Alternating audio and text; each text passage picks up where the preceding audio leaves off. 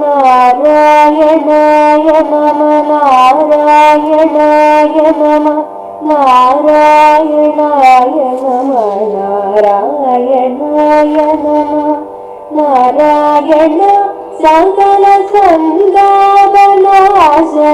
ജഗന്നാഥ വിഷ്ണു ഹരേ നാരായണായ നമ.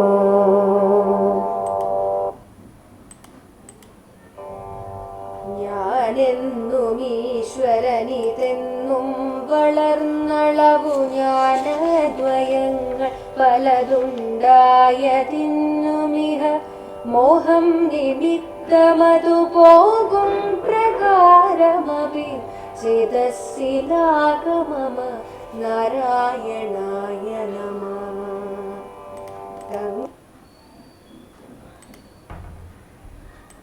നാരായണായ നമ നാരായണായ നമ നാരായണായ നമ നാരായണ. ഹരിനാമ കീർത്തനം professor G Balakrishnan Nair sir എഴുതിയ വ്യാഖ്യാനത്തിൻ്റെ ഓഡിയോ ബുക്ക് നമുക്ക് തുടർന്ന് കേൾക്കാം. 39 പദ്യം. ഈശ്വര സ്വരൂപം കേവല ആനന്ദമാണെങ്കിൽ അനുഭവമണ്ഡലത്തിൽ നിന്നും എന്തുകൊണ്ട് അത് മറഞ്ഞു? നിത്യമായ കേവല ആനന്ദ അനുഭവത്തിന് ഇനിയും വല്ല വഴിയുമുണ്ടോ? ഈ ചോദ്യങ്ങൾക്കുള്ള ഉത്തരമാണ് 39 പദ്യം. ഞാനെന്നും ഈശ്വരനിതെന്നും വളർന്നളവു ജ്ഞാനദ്വയങ്ങൾ പലതുണ്ടായതിന് മഹാമോഹം നിമിത്തം ഇത് പോകും പ്രകാരമത് ചേതസ്സിലാക മമ നാരായണായ നമഃ.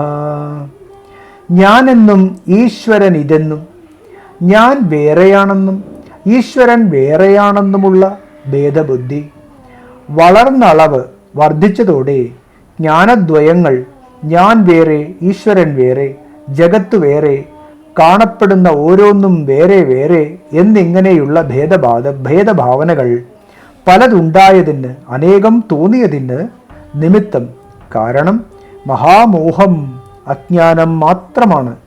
ഇത് പോകും പ്രകാരമത് അജ്ഞാനം നീങ്ങാനുള്ള ഉപായം മമ ചേതസ്സിലാക എൻ്റെ ഉള്ളിൽ തെളിയാനിടവരണം.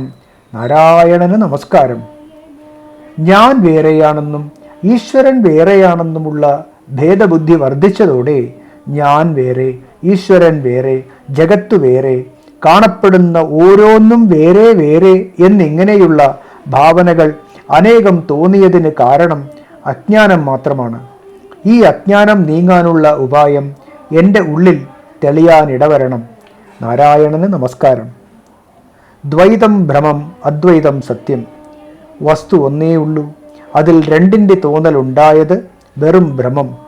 ജീവനും ഈശ്വരനും വേറെ, ജീവനും ജഗത്തും വേറെ, ഈശ്വരനും ജഗത്തും വേറെ, ജീവന്മാർ ഓരോന്നും വേറെ, ജഗദൃശ്യങ്ങളിൽ ഓരോന്നും വേറെ വേറെ.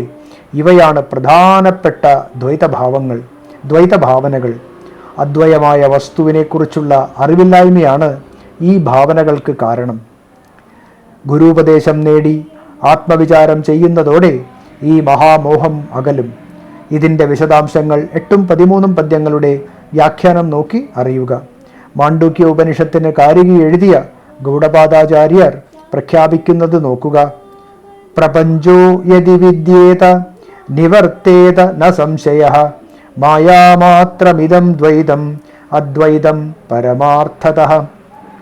ദ്വൈതപ്രപഞ്ചം തോന്നുന്നുണ്ടെങ്കിൽ അത് മാറിത്തരും, സംശയമേ വേണ്ട. ഈ ദ്വൈതം മായാനിർമ്മിതമായ വെറും ഭ്രമമാണ്. അദ്വൈതം മാത്രമാണ് സത്യം. പ്രപഞ്ചരൂപത്തിൽ കാണപ്പെടുന്ന ദ്വൈതം ഭ്രമമാണെന്ന് സമ്മതിക്കാം. പക്ഷേ ഈശ്വരന്മാരിൽ തന്നെ ഭേദം കാണുന്നല്ലോ. ശിവൻ വേറെ, വിഷ്ണു വേറെ, ഇങ്ങനെ നിരവധി ദൈവങ്ങൾ. ഇതുമൊക്കെ ഭ്രമമാണോ? ഈ ചോദ്യത്തിനുത്തരമാണ് അടുത്ത പദ്യം. Audio book തുടരുന്നതാണ്.